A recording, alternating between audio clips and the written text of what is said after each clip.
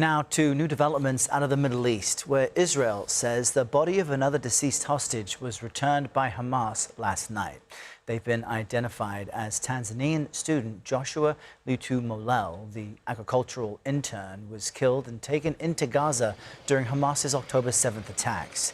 The bodies of 6 deceased hostages remain inside Gaza. As the fragile U.S.-brokered ceasefire continues to hold, Israel's military brought CBS News senior foreign correspondent Holly Williams inside the devastated enclave for an up-close look at what remains. For the first time since the fragile ceasefire began, yesterday we were allowed in to Gaza. We are headed deep into the Gaza Strip. We're travelling in a convoy with Israel's military, and the ceasefire has held now for nearly a month. As agreed under the truce deal, which was brokered by the US, Israeli forces have withdrawn behind the so-called yellow line. It cuts the Gaza Strip roughly in half.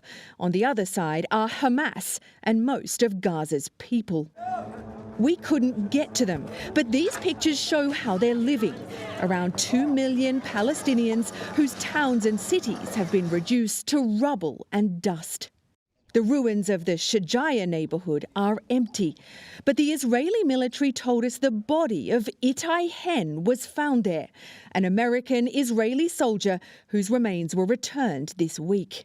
Hamas says it's still searching for the bodies of other hostages.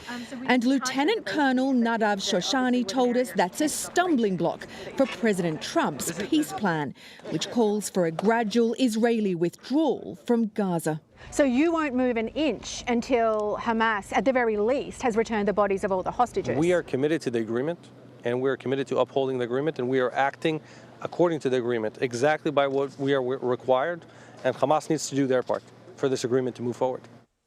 And Holly Williams joins us now from Tel Aviv with more from her time inside Gaza. Holly, it was quite eye-opening. The destruction seemed everywhere. What struck you most after being inside Gaza after what is now 2 years of war?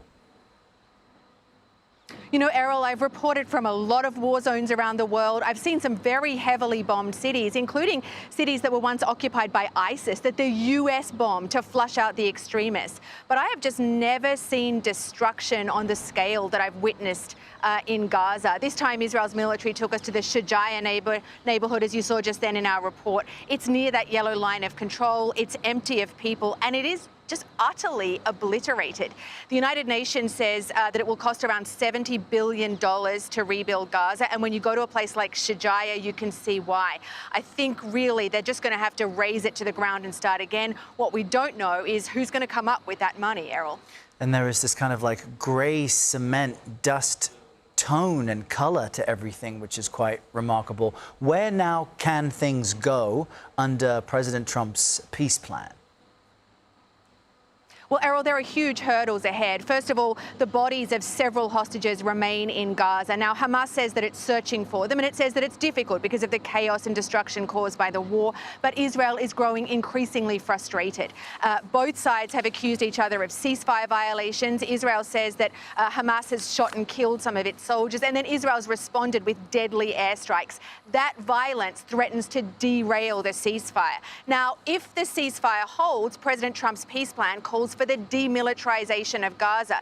But many people in this region are deeply skeptical that Hamas will ever, at least willingly, give up its weapons. And if that doesn't happen, then it seems unlikely that Israel will want to fully withdraw from Gaza as envisioned by the president's peace plan. And then finally, Errol, if the ceasefire holds, if Hamas gives up its weapons, then who will be left in charge of security in Gaza? Well, the president's plan calls for an international security force, perhaps staffed by neighbouring Arab countries.